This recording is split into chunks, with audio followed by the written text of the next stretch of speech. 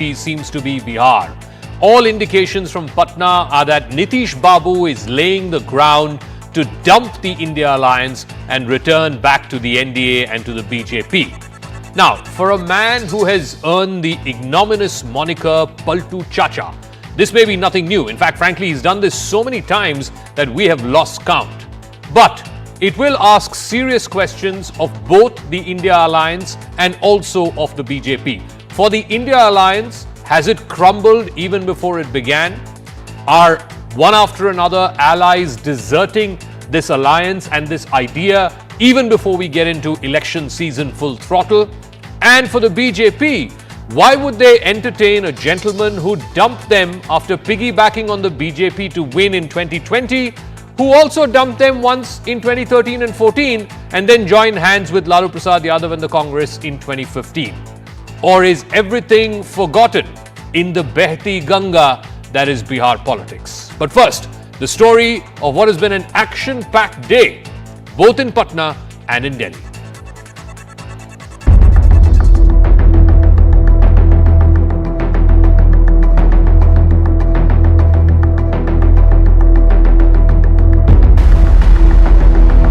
आजकल लोग परिवार का लोग कितना पढ़ता रहता करते रहता है, नेता बनता है। आजकल तो बहुत लोग अपने परिवार को बढ़ाते रहता है। जिस तरह से भाषण किया है नीतीश कुमार ने कि परिवारवाद पर जिस तरह से अटैक किया है, तो इतना तीखा हमला तो मैं पहली बार देख रहा हूँ कि नीतीश जी ने और राष्ट्रीय जनता दल पर किया है। ये छक्का पंजा का खेल चल रहा है नीतीश कुमार और लालू यादव, सह और मात दोनों एक दूसरे से कितनी सीट मिलेगी उसके लिए बार्गेनिंग पावर किसका बढ़ेगा। सरकार में अभी ठीक है तब तो जा रहे झंडा फहराने। मुझे विश्वास है कि नीतीश कुमार जी ऐसा कोई कदम नहीं उठाएंगे जिससे उनकी छवि पर और उनकी पार्टी जनता दल यूनाइटेड की छवि पर किसी तरह की आंच आए।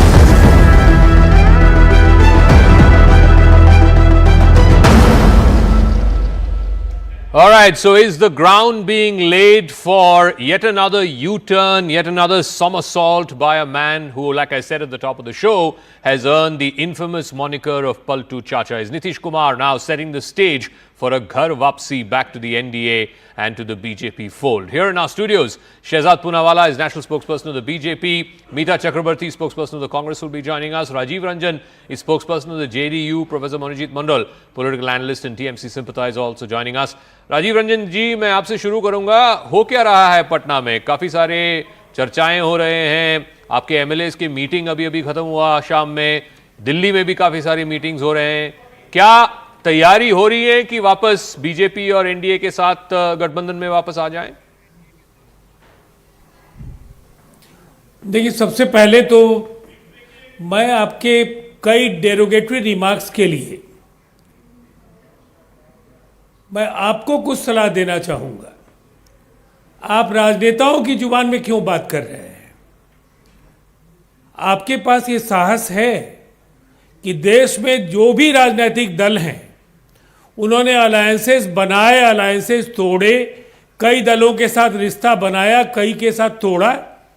कोई भी राजनीतिक दल इस देश में अपवाद नहीं है जिसने, वजह चाहे जो भी रही हो, उन्होंने अलग अलग अलायंसेस, अलग अलग दलों के साथ रिश्ता नहीं जोड़ा। लेकिन आपने तो पॉलिटिकल पार्टीज के जो जिस तरह से लठमार नेताओं के बयान होते हैं, उस तरीके का आपने इंट्रो बनाया। ये हैरानी पैदा करने वाला पूरा आपका इंट्रो था। नहीं, राजीव रंजन जी, नीतीश कुमार जी, एक सेकंड सुनिए, बात भी बिहार सुनिए। के नहीं, मैंने ऐसे क्या बात, मैंने ऐसे क्या बात बताया अपने इंट्रो में? क्या बिहार में लोग, मैंने ये भी बोला इनफेमस मॉनिकर, उसका हिंदी में विवरण होगा कि लोग ऐसे कहते हैं, ऐसा नहीं है कि मैं कह रहा हूं, लोग बिहार में कहते हैं उनका नाम ऐसा है। और उनका रिकॉर्ड देख लीजिए आप, 1993 से देख लीजिए, इतने बार उन्होंने एक तरफ से पलटी मार के दूसरे तरफ और वापस वहां से अगर मुझसे बात करने के लिए आपने बुलाया है। नहीं एक सेकंड, नहीं, आप अगर सलाह, इतना धैर्य रखिए, अगर आप मुझे सलाह दे रही है, अगर आप मुझे सलाह दे रही है, कम से कम आपके नेता को भी सलाह देने के लिए, आपके नेता को भी सलाह देने के लिए क्षमता रखिए। आप सलाह देने वाले कौन होते हैं? अरे आप पहले अगर बात सुननी है तो सुनिए। क्या बिहार की जनता दे सकती है आपको सलाह, या वो भी नहीं, वो भी कोई नहीं होता? नहीं, बिहार की जनता भी कोई नहीं होते आपको सलाह देने के लिए। आप मनमर्जी जो भी करें, अनुमति नहीं दूंगा कि आप मेरे नेता की आप मनमर्जी, आप मतलब आपके पार्टी और आपके नेता मनमर्जी जो भी करें, मनमर्जी और बिहार के जनता मनमर्जी से कुछ भी बोल सकते हैं क्या? नहीं, आप बताइए ना, क्या आपके व्यवहार, आपके नेता के और आपके पॉलिटिकल पार्टी के व्यवहार हम सब बिहार के जनता बैठ के देखना चाहिए, क्योंकि ये पब्लिक है, पब्लिक लगातार बोल नहीं सकते। नेता लोग कुछ भी करेंगे, पब्लिक चुपचाप बैठ के देखेंगे। यही है ना आपका एटीट्यूड। मुझे बोलने के लिए बुलाया है, बोलिए सर, बोलिए। आप नेता है, आपको अगर आप अनइंटरप्टेड पहले मुझे सुनिए। नहीं दूंगा तो मेरा क्या होगा? बोलिए। आपको कह रहा हूं, आप अनइंटरप्टेड सुनिए। ये ध्यान रख लीजिए, मुझे कोई जरूरत नहीं है बिहार की जनता सुन रही है आपकी एक एक बात। आप लगातार अपनी बात कहते चले जाते हैं। बताइए आप लगातार अपनी बात कहेंगे, बताइए। क्यों बुलाया आपने? मैं भी सुन रहा हूं, बिहार की जनता भी सुन रही है, बताइए। बिहार की जनता का नीतीश कुमार जी पर यकीन है। अच्छा। और बार बार अगर बिहार की जनता ने उनको अपना आशीर्वाद दिया है, तो ये अर्थ आप स्टूडियो में बैठकर लगाने के लिए आपको थोड़े अनुभव की जरूरत होगी। अगर 1905 से 1925 तक का के एक 4 बार के कार्यकाल का आशीर्वाद जनता ने दिया, तो कुछ न कुछ ऐसी करिश्माई छवि रही होगी। उनकी उपलब्धियां बेशुमार हैं, और जो भी राजनीतिक फैसले उन्होंने किए, उन्होंने जनता के लिए किए। ठीक है। और जहां तक जनता दल यूनाइटेड का सवाल है, विचार नहीं, फैसला हो गया क्या? मैं बाकी फैसला हो गया क्या? नहीं, फैसला नहीं हो, इसलिए आपसे पूछ रहा हूं ना कि फैसला हुआ कि है क्या? फैसला तो नहीं हुआ। फैसला हुआ है तो बता दीजिए। बिहार की जनता सुन रही है ना, बता दीजिए। नहीं, मैं तो अगर कह रहा हूं, है इंडिया, आप बता दीजिए। आप तो लगातार बोलते हैं। नहीं, आप सुन के राजीव रंजन जी, इसलिए आपने बुलाया। शुरू होके 5 मिनट हो गए। हमारा इंडिया गठबंधन के साथ आपसे ही सवाल पूछ रहा हूं, आपकी बात सुन रहा हूं। 4 मिनट इसमें आप बोल रहे हैं। नहीं, I will now go to the other guest. I'm sorry. I want to say this, and I want to say this in English for the benefit of our viewers. I don't want One second, Mr. Rajiv Ranjan, now you listen. You have no business to be telling me how to do my show. मुझे यकीन है कि मेरा काम कैसा करना है। Thank you very much. 20 साल से ये काम कर रहा हूं। I don't need your advice. मुझे भी यकीन है। Keep it with you. मुझे कैसे काम करना है मुझे पता है। I'm moving on. Sorry, please down. Shahzad Poonawalla, the reason I got agitated is, forget about whatever salah he wanted to give me, well within his right. If he wants to give, he can give. I don't need to stand here and listen. The point is, the people of Bihar are asking. Here is a gentleman who has jumped. You take his record, every 3, 4, 5 years he has jumped from one to the other, including from and against your side. Are you now laying the ground for a ghar wapsi for Mr. Nitish Kumar? And please answer Bihar, the same Bihar ki janta, ki how will BJP justify, if at all, this ghar wapsi, this return happens? Because he has dumped you twice in the past, just in the last 10 years. Zaka, as the official spokesperson of the Bharatiya Janata Party, I can say that at this moment there is no proposal or there is no offer from any side. So for me to answer a hypothetical question is to crystal ball gaze, which I am not adept at. I don't do astrology shows, so I don't have the skills to see the future. So I can say at this moment that we are speaking on your show at 9 o'clock and 6 minutes, there is no proposal. If there is a proposal, I would ask Mr. Rajiv Ranjan to tell us about it, or maybe the Congress, because they are part of the India Alliance, the Congress could tell us about it, or if there is an RJD representative. But having said that, let me take a question just one step further. Zaka, today what have we seen since the commencement of the Nyaya Yatra, so-called Nyaya Yatra? Milind left, said bye-bye to it. Mamata left, said bye-bye to it. Then you have Aam Aadmi Party in Punjab who said bye-bye to it. Is that our doing? Do we have anything to do there? So clearly there is something wrong with the fulcrum of this so-called alliance, which is the Congress, which is unable to keep anybody together, and rightly so, because the Congress has been finished by these parties and they have come to power. Now Congress is demanding or having that position of arrogance against their allies, so the allies feel that who is Congress to dictate to us, and therefore between the two of them. And just one last point, in your not that you need somebody as puny as me, just 10 seconds, but I insist. The terminology or the moniker, I agree, maybe this terminology is very hurtful to some people, but it was not invented by Zaka. Here is the person. मुख्यमंत्री झूठ बोल रहा है, इतना बड़का झूठा party BJP को कहते हैं, उससे बड़का झूठा ही है। अच्छा, घोटालेबाज नीतीश चाचा, घोटालेबाज नीतीश चाचा। So my limited question is that this terminology was used by the leaders of the RJD. Maybe they should be here, and I think one of the daughters of Lalu Prasad Yadav tweeted something today, and she deleted it. So I think the Congress will be in the better position to answer that, and maybe Mamata Didi's party will be in a position to answer. I'll go across to Meeta Chakraborty in 1 second, but Mr. Rajiv Ranjan, without showing the fortitude, without showing the resilience to not just come here and wax eloquent about how anchors should be doing their show, has walked out of the show. That's why we're keeping an empty chair, and we will keep that empty chair till the end of the show. Let me go across to Meeta Chakraborty. Meeta Chakraborty, forget about BJP and what it is up to, or what Nitish Kumar is up to. Point is, Mamata Banerjee yesterday says she's going it alone. Bhagwant Mann in Punjab is saying Aam Aadmi Party will go it alone. And today, it seems like the deck is being readied for Nitish Kumar to jump ship. Surely, as Shehzad Poonawalla says, the fulcrum of this India alliance, which is the Congress party, there must be some problem. Otherwise, why are one after another your allies of the India alliance deserting you, ma'am?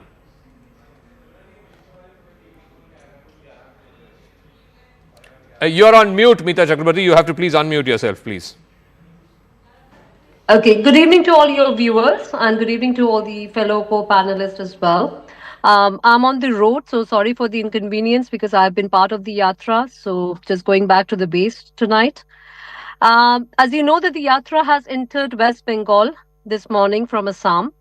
And yes, it is a massive Yatra across 15 states, across 110 districts, 6,713 kilometers, are seeking justice on 3 grounds: political, economic, and social justice.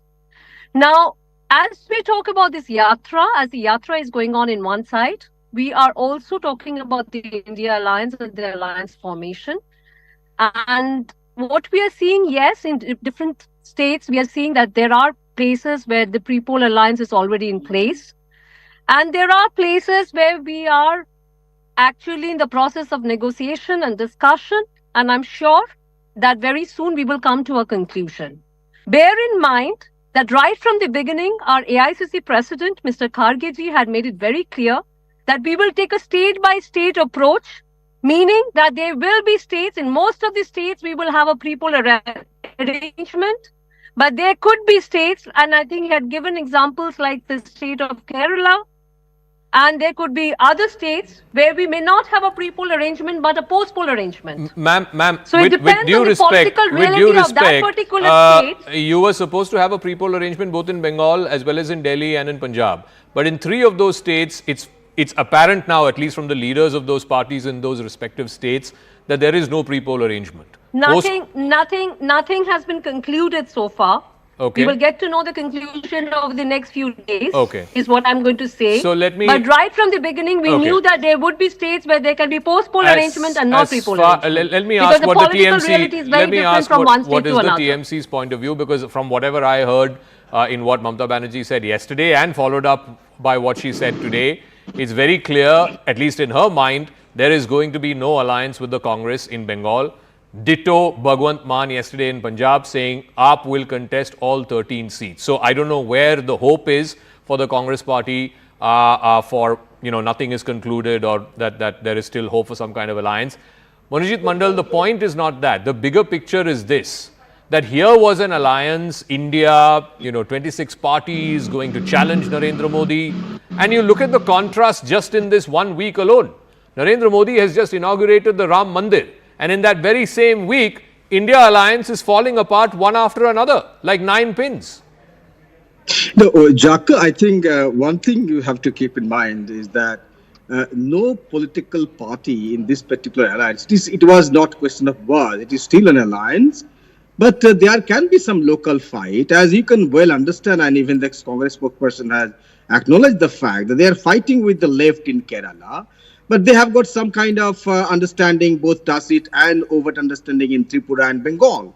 So I think these contradictions are very much there. These contradictions can be sorted out later on. As far as All India Trinamool Congress is concerned, to my understanding, whatever the party supremo has said so far, I think is the final word. And no political commentator, spokesperson, and even a party sympathizer would like to comment upon that, because she is the supreme leader of All India Trinamool Congress. And we are very clear why this decision had to be taken.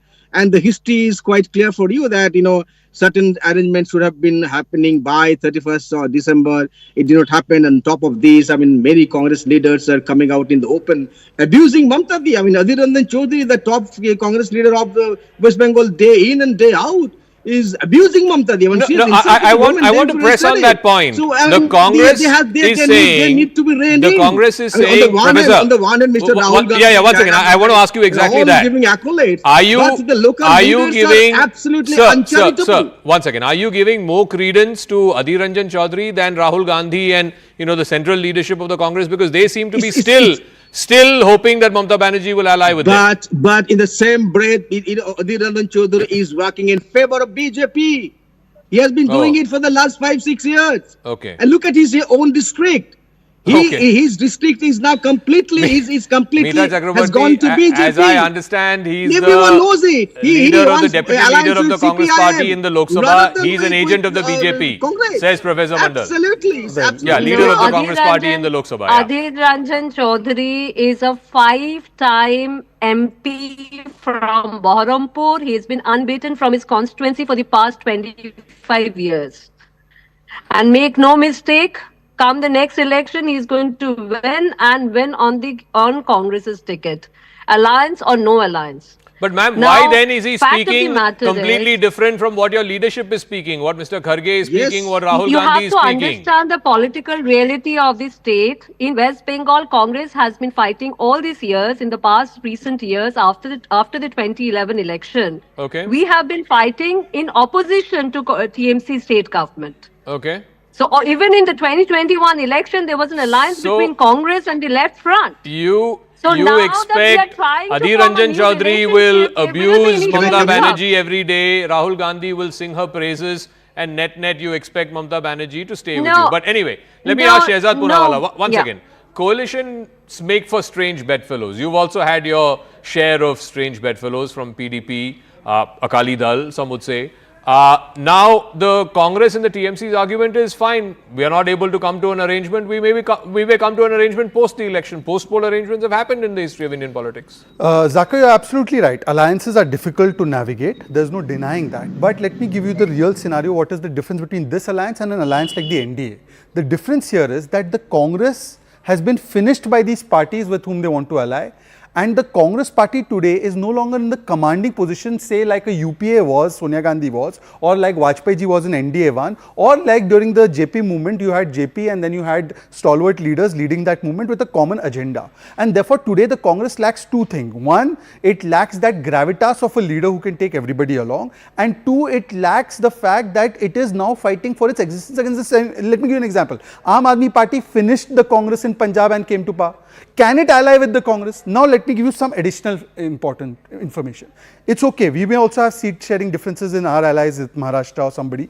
That's okay. But what does the leader say? Right now you have heard Mr. Monojit, and he's a respected professor and a leader of the TMC. He is saying the Adhir Ranjan Chaudhary is a B team of BJP. They are saying democracy is dead in Bengal, put Rashtrapati Shasan. In Punjab they say Kheda's arrest is against democracy. Yes, you speak in the same One second, sir. Sir, please don't interrupt. I request you, sir. You speak in Please the same request. language. I request you don't interrupt my time, sir. I request you. Professor, In Punjab, Punjab, they say Kheda's arrest is against democracy. In Kerala, because you would know more about the politics of Kerala, Mr. K.C. Venugopal, not a small leader, says that Vijayan is a coward and a psychopath. And these people are uniting in Delhi and saying we are saving democracy. Zaka, who will buy this? And last point, sir, So why are you disturbing me? Last point, the problem is Zaka, cap. You know what is cap? Competitive appeasement politics. Now Mamata Didi is saying, I'll wear biggest cap. Then Congress says, no, I also have potential to wear cap. So Mamata is feeling insecure. Then in Punjab and in Delhi, Congress is saying, I will wear the cap here. Okay. But the Aam Aadmi Party is saying, no, I will wear the cap here. In Uttar Pradesh, Akhilesh is saying, I will wear the cap. Congress should get only 2 seats. Congress is saying, no, I will wear a 10-seat cap. So this cap politics, this competition for one vote bank and the existential crisis of Congress is the reason why this is happening. Professor Mandal, I showed this in the show last night. If you were to go by cold, hard logic, the math, Mamata Banerjee's calculation is if she were to fight all 42 instead of giving 8 or 10 to Congress and left, she may stand a better chance of getting 30 plus rather than giving 8 or 10 to the Congress and thereby reducing her own. So basically what she's doing is she's protecting her turf. Now if all parties in the India alliance are going to just protect their own turf and that's going to be their first priority, then what happens to defeating Modi and the BJP, the ostensible reason why you came together in the first place? I will give you the statistics, but before that I need to rebut Mr. Poonawalla, who is talking about taking moral high ground and so on and so forth. I mean, who are the leaders that you have taken in your party? It's all other political leaders who are absolutely corrupt. Ajit Pawar, Narayan Rane, Hemant Biswa Sarma, and Shubhendu Adhikari. So you cannot have any talking about moral standing. You do not stand on any moral ground at all. You are borrowing from other political leaders by showing them the ED, CBI, income tax. Everyone knows this. So let us not talk about that political morality at all. BJP, I think, is the most immoral political party, and I call it Bharat Jalao Party, BJP. Right. Coming back to your statistics. Yeah, my question. Jaka, if you come to 2021 elections, Congress stands at 0. Left has been in 0 for the last 5-6 years. And I want to ask my friend from Congress that you won 40 odd seats in 2016 assembly election. What has happened to you that you come down to 0? It's because you have lock, stock and barrel, you have surrendered to BJP. So everyone knows it. And if you extrapolate 2021 elections, Mamata Di on her own winning 35 seats, I tell you. BJP is now down to 70 odd seats. And Mamata Di on her own winning 35 seats. If you extrapolate 2021 assembly elections, Congress and CPM what Professor don't stand anywhere. is saying is that regional parties have figured out that as far as the people are concerned, they are going to the people with a simple calculation. If, let's say, their whole pitch is who is best placed to defeat the BJP. So the TMC in Bengal feels that they are best placed to defeat the BJP. The DMK in Tamil Nadu feels they are best placed to defeat the BJP. In Maharashtra, Uddhav Thackeray and Sharad Pawar feel that they are best placed to defeat the BJP. So the Congress is a liability for these parties. There's one protection of turf, the other is, who are we allying with? I think both in Maharashtra as well as in Tamil Nadu, where these are our existing alliance partners. In Tamil Nadu, we have a government with the DMK. So our understanding as far as seat sharing is concerned is crystal clear, and I think we are quite way ahead in those 2 states that you mentioned. And as far as West Bengal is concerned, I think Professor Mondal, with due respect to him, his logic is hilarious. I don't think in any platform Congress has been accused of many things, but Congress has never been accused of being BJP's B team. If we are being accused of being BJP's B team, I think that logic is hilarious. We are not. If there's one party that is fighting in every state, I mean, Bengal Congress is also part of Indian National Congress. And in every state, in every corner of this country, if there's one political organization that is fighting against the fascism, against the communal and divisive politics and hate politics of BJP, then that party is Indian National Congress. So make no mistake of it. You have not fully explained how the leader of your party in the state can get away with saying the exact opposite of what your leader at the center is saying. Yes, exactly. I mean, that makes no sense. So local political compulsions don't explain that. Statement, Adhir Ranjan Chaudhary's statement against Mamata Banerjee and the TMC government had been quite consistent in the past 10 years. It has not changed. Yes, in between, when we were trying to form this India Alliance, and that formation is still going on. Yes, he was, he still maintained his stance against the TMC government. Okay. It is not something that has suddenly come up.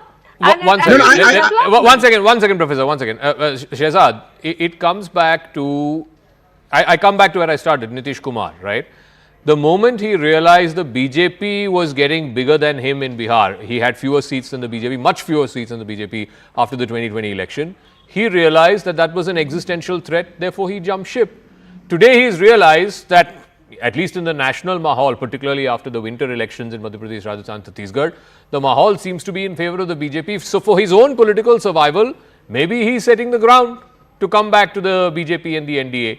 Point is, how is that any more different from what Adhir Ranjan Chaudhary is saying and what Mamata Banerjee is doing or what Bhagwant Mann is doing? All political parties are doing it. Mamata has not done anything of that sort. No, she snapped ties. She has said, I'm not interested in fighting with the Congress. Why has she done that? She's done that in the hope that she will have 30 seats and therefore better bargaining power. Strong objection to anyway, your equating Mamata with Nitish Ji. I take strong objection to that because Mamata has made it very clear. As far as I know, both Nitish Kumar and Mamata Banerjee are part of the same alliance. So I don't know what you're taking great exception to. But Shehzad Punawala, you are equating. No.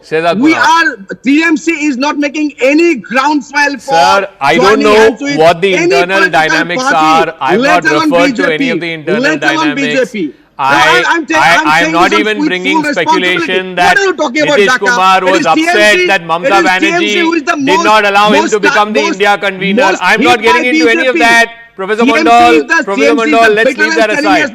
Shehzad Punawala, how is it any different from what all politicians do? All right, Professor, yeah. Shehzad. Zaka, actually in your question, there's one thing I appreciate, that Rahul ji can't see Ram Leher and now you're saying Nitish ji saying Modi Leher. So I think there's so much disconnect between the allies कि एक को राम लहर नहीं दिख रही और दूसरे को मोदी लहर दिख रही है. But you see, the question essentially is a hypothetical question. You are presuming that Nitish ji is doing this. I don't know. He has not made any proposal. Only people who can answer this is Congress because the JDU spokesperson no longer with us. Forget about the presumption. I'm saying he's done this in the past. He may or may not do it in the future. But how is that any different from what TMC is also guarding against and AAP is also guarding against? I'll tell you why.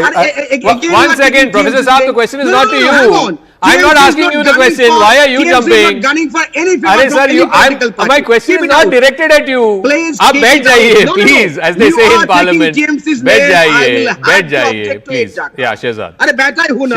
I'll have to take objection to you. Shehzad. You can't. Okay, thank you, Prof. I've heard you. Prof, I've heard you. Okay, thank you. Please keep TMC out of it. Please yield. Yeah. Now, Shehzad. On a lighter note, Zaka, viewers of CNN News 18 and Zaka's Much Watch show must see that how the two allies can't even get together on one debate. Do you ever want such a government? You see what they will do. Anyway, let me make my point. Zaka, I am entitled to use my time. You can't interrupt in every 5 seconds. Sir, please. I beg you, please. Come on, yield. Shehzad. I mean, I wonder how students are. The third time I'm going to him, please. Please allow him. Third time I'm going to him. If this is the professor, what are the students? Please, Shehzad, go on. Shehzad, go on. I mean, at least the Congress is more disciplined. Hang on. You don't get personal. 5 years back, you are defending Congress. Shame on you. Sir, please. Let's have Zaka. Let's have Shehzad. Quick final word. I have to wrap up. Sir, please. I don't put down the faders of guests on my show, but please don't force me. Zaka, I can also remind people that where was Mamata Banerjee, the railway minister? She was in the NDA government, if I am not wrong.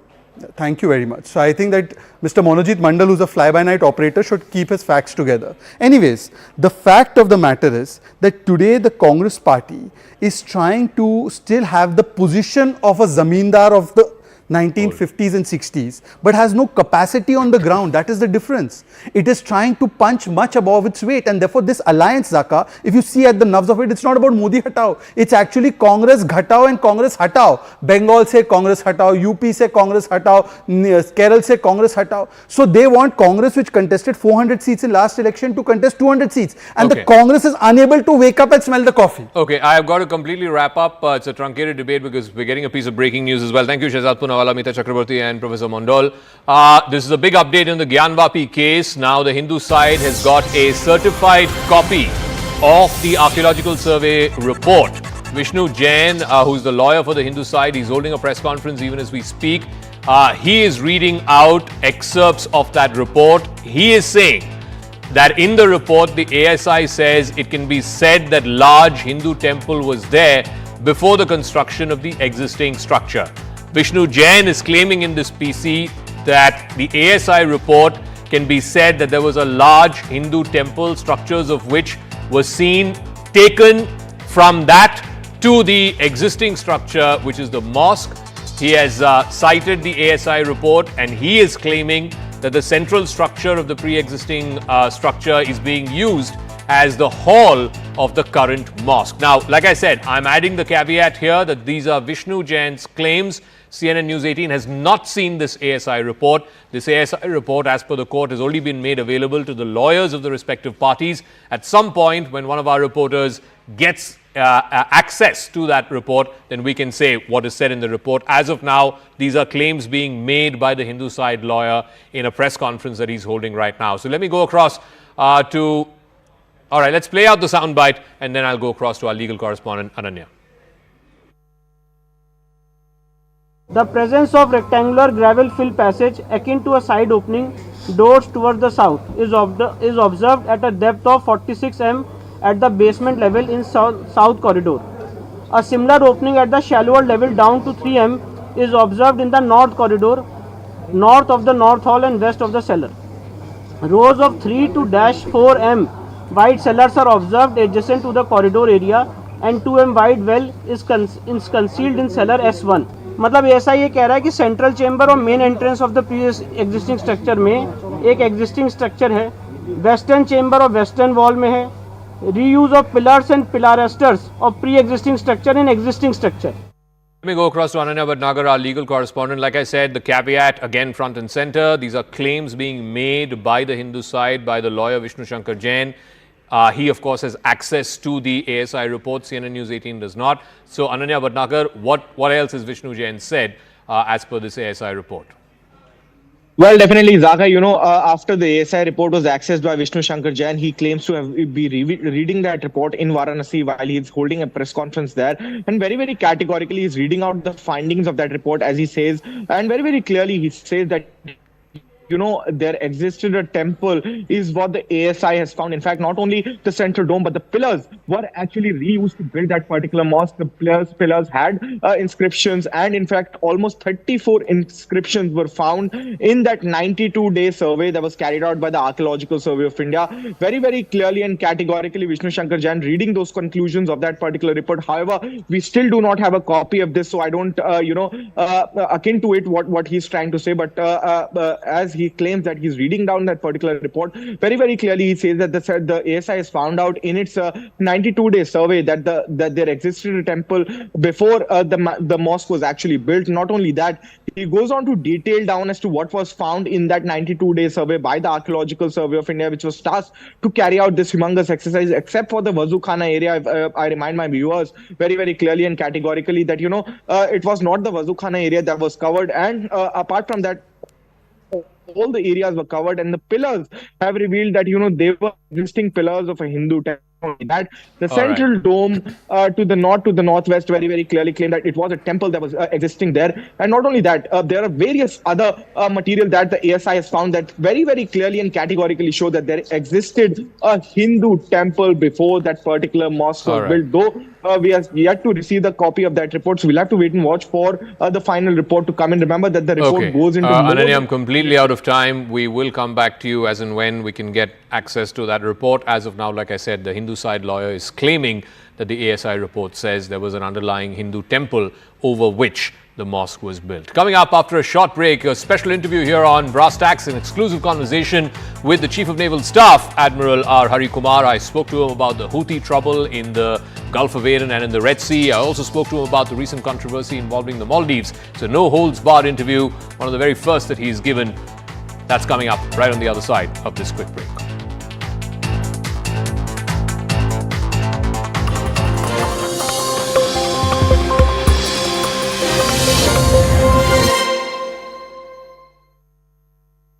Presented by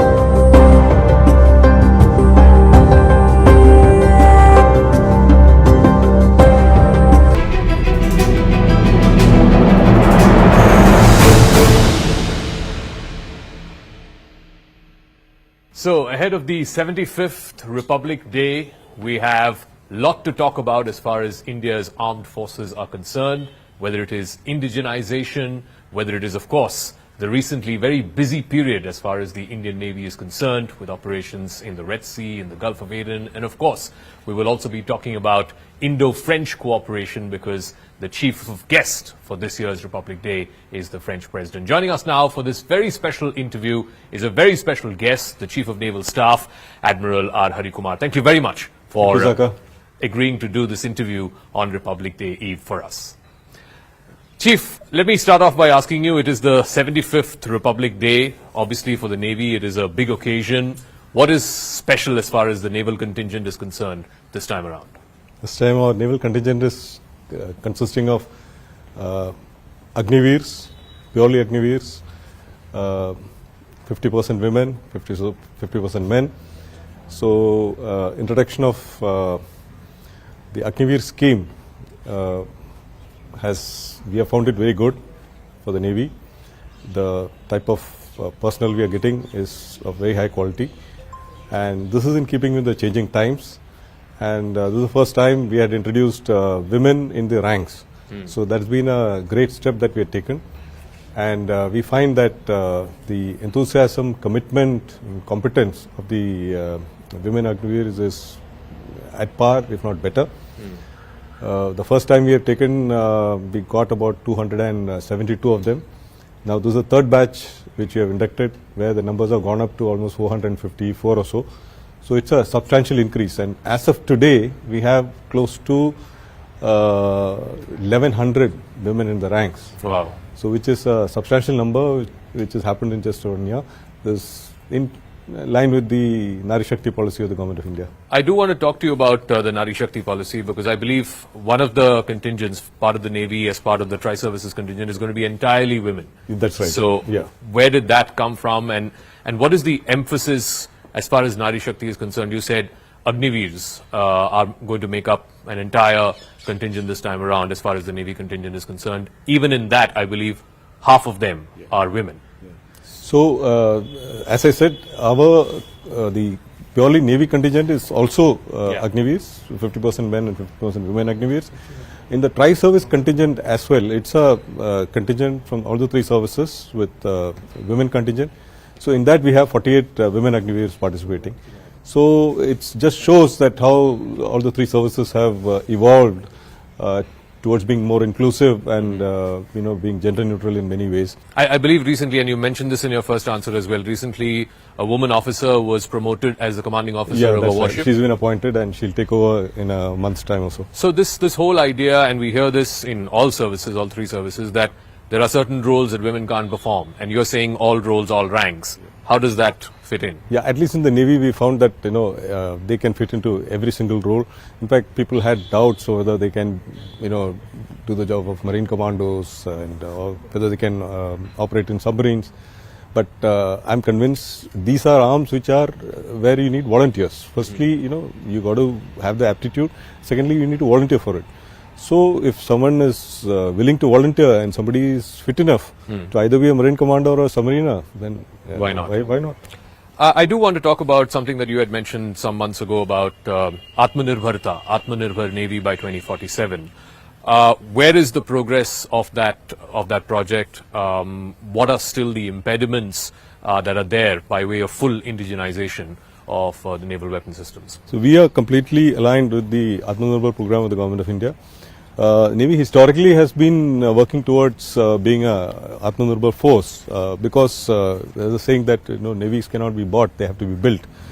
So our forefathers had already initiated this process of indigenization, and we started with in 1960s with a small patrol boat, and then gradually it moved on from there to corvette, to frigate, to destroyer, and finally it culminated in the aircraft carrier being built in India. Moment of great pride for us because hardly 5 or 6 countries in the world can build aircraft carriers and operate them. Since you mentioned indigenization, and also in the first part of the answers we talked about the French flavor of the Republic Day because the French president is going to be the chief guest. What can you tell us about some of these deals that have been long in the making. People have been talking about it. The 26 Rafale Marine fighters, the Scorpions. Is there anything expected around this visit and around this Republic Day? No particular announcement, because already the AON has been accorded for the Rafale M as well as for the three repeat orders of the Scorpions. So the DAC has already given acceptance of necessity, and now work is on to sort of get the bids and the cost estimates and work towards getting the contract signed. So work is in progress in this regard with the Rafales as well as the three repeat order Scorpions. So the repeat order obviously will be built by MDL. And that is the work that is. Do you have any timelines for when you expect? Hopefully it should get done in this year, because we are looking at induction of the Rafales in by 2027 or so, or maybe 28, because it takes time from the time of signing the contract. It will take at least 36 months for the first aircraft to come, and then it has to do trials on board, Vikrant and so on. So you may ask as to, while talking of Atmanirbharta, why are you talking of getting Rafales from outside? Essentially, it is as a stopgap. That's what we're looking at, and the MiG-29s also will gradually finish their service life. So this is a stopgap for the time we are looking at the twin-engine deck-based fighter, correct, which is going to be made in India, and this is purely going to be based upon the lessons that you've learned from the LCA Navy, and you would have seen the pictures of LCA Navy landing on Vikrant as well. So a lot of data points have been collected, and and we've made the staff requirement for the TED-BF, and we're very confident that it will be a fifth generation fighter. It will have a lot of similarity with the AMCA. Many of the systems which are being developed for AMCA will also fit into this aircraft. So that will essentially be the sort of a next generation fighter aircraft, which will remain with the Navy.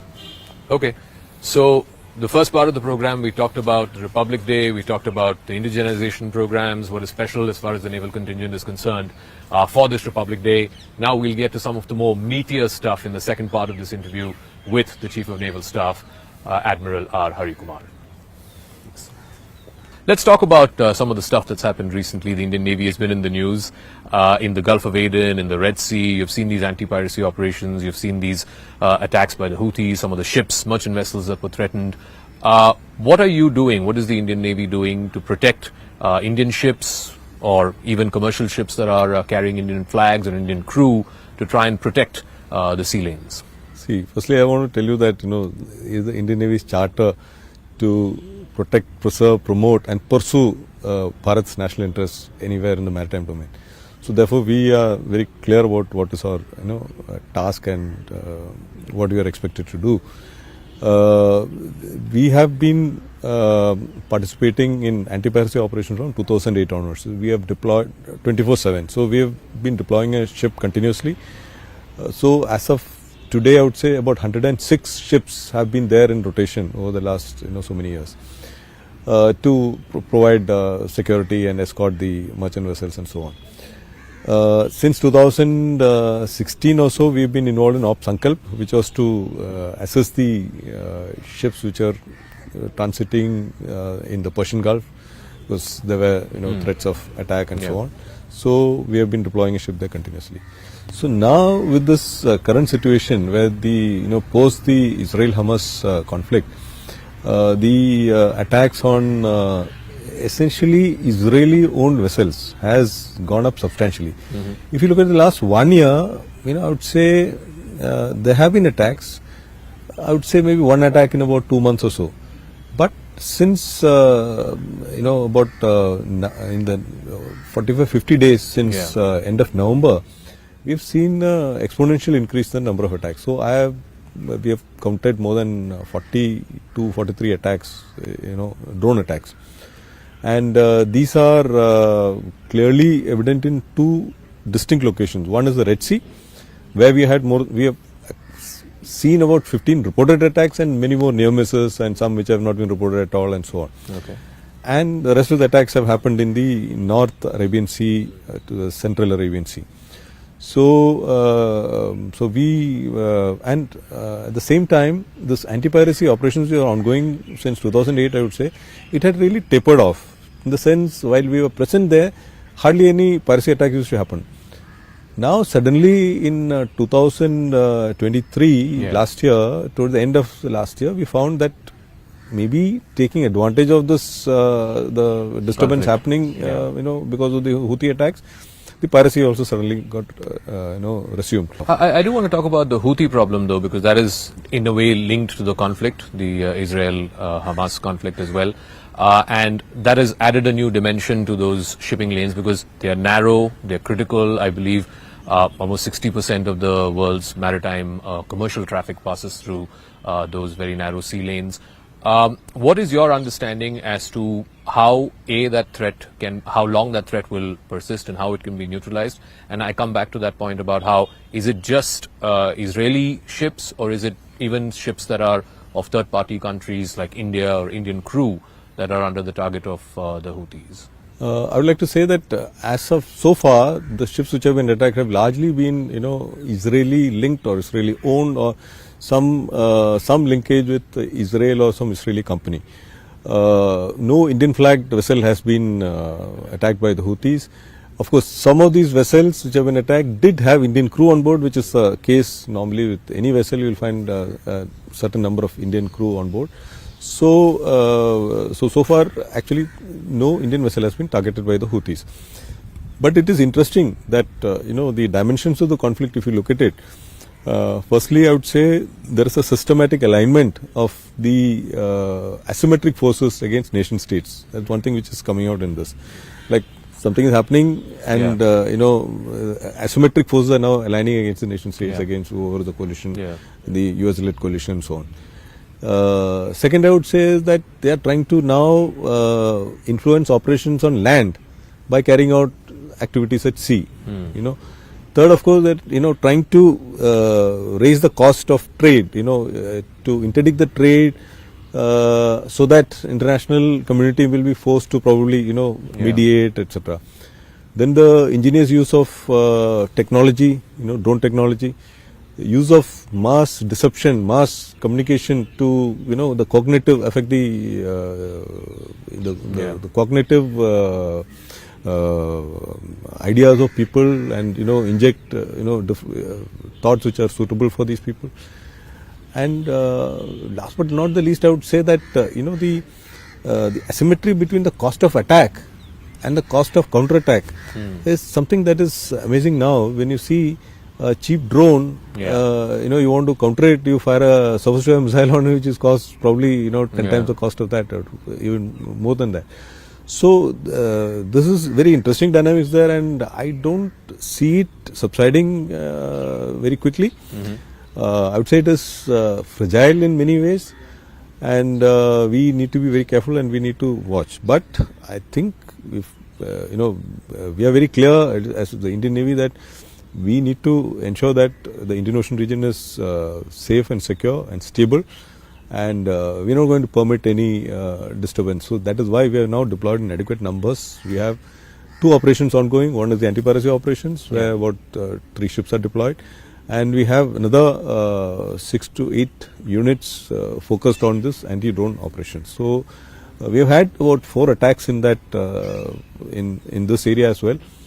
And we've been able to assist the ships. There have been no loss of life or anything. There has been damage to the ship. We have taken the ship to port, cleared it of explosives, carried out debris analysis and so on. It's very clear that these are drone attacks.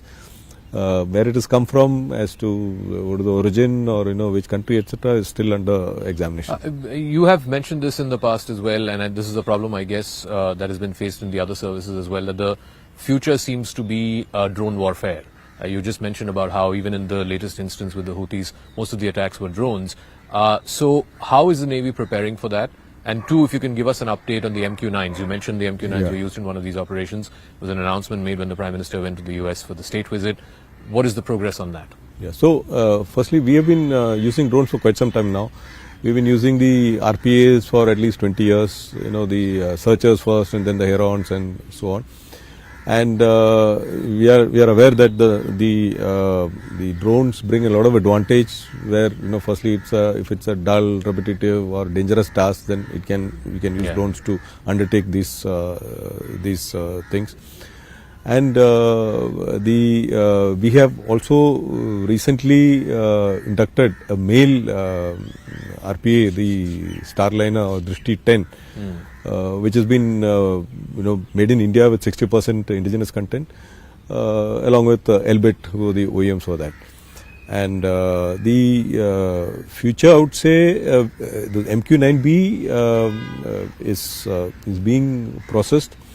It has again got the AON, and there are 31 MQ-9Bs which are being procured, 16 for the land and 15 for the sea use.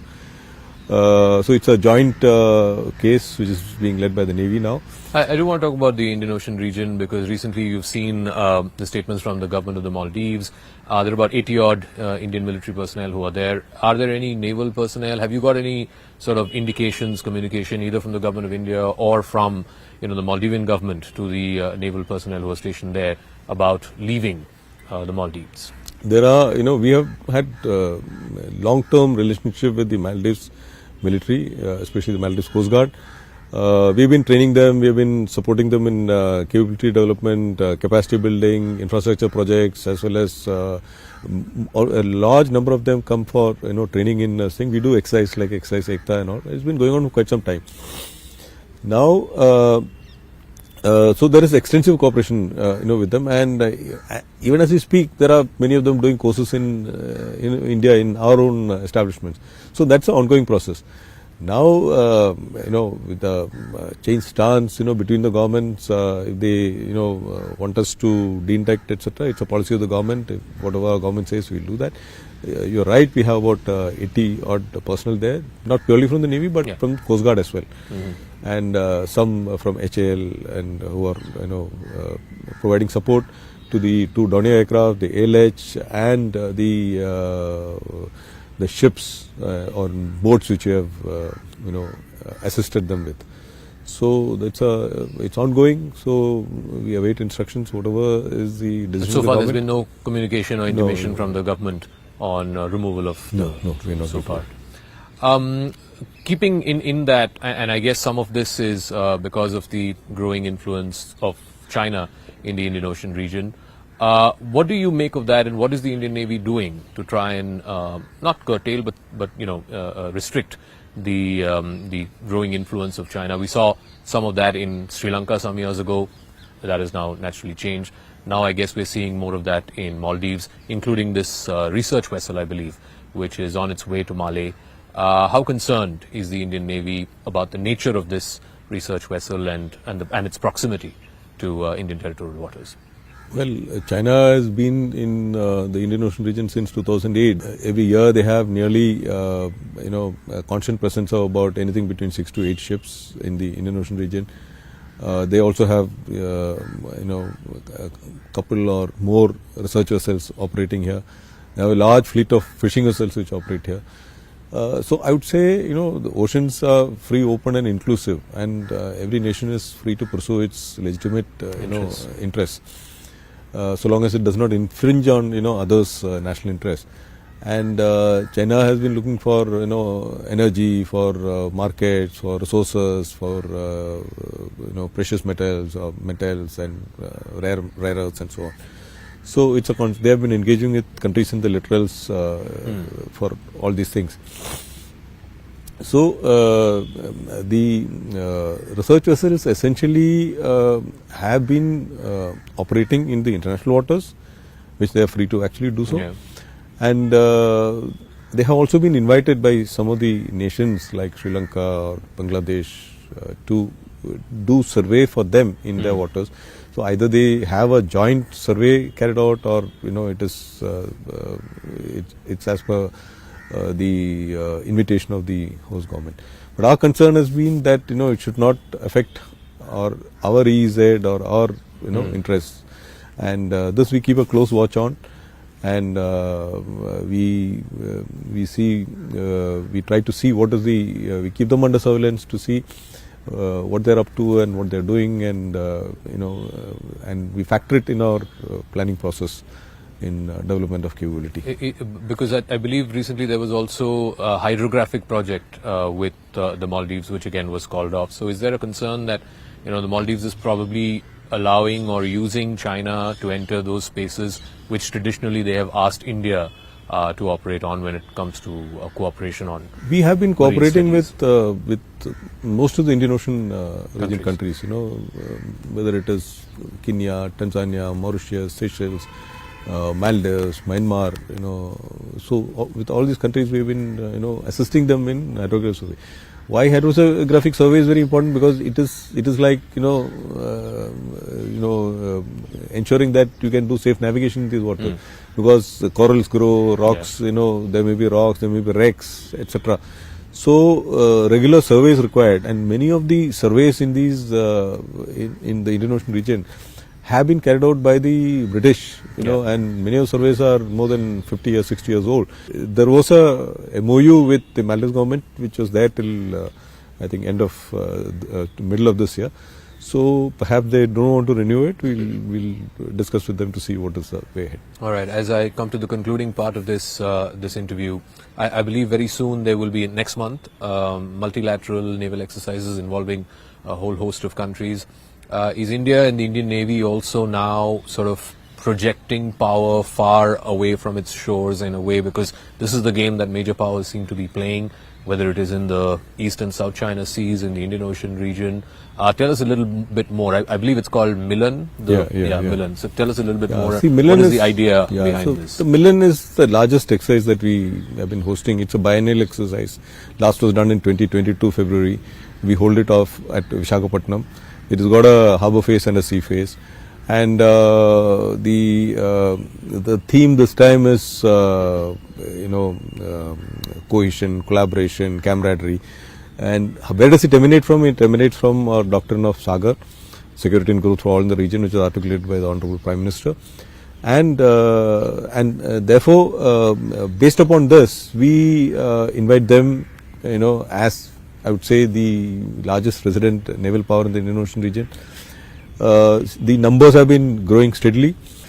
This time we have invited more than close to 60 countries, and we expect about at least 50 naval delegations or units to participate. And finally, Admiral, you're reaching the end of your tenure as we're reaching the end of this interview. How has this honor been for you to lead the Indian Navy, and what next? It's been a great honor and a privilege to lead the Indian Navy.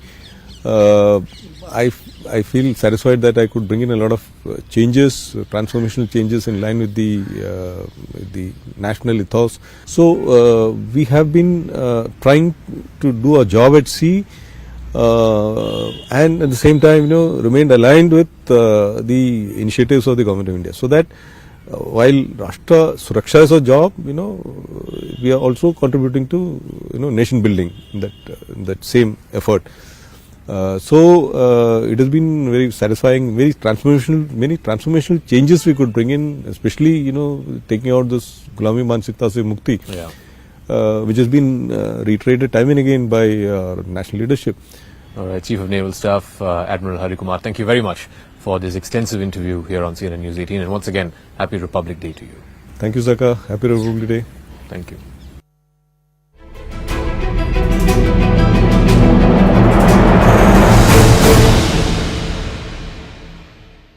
Co-presented.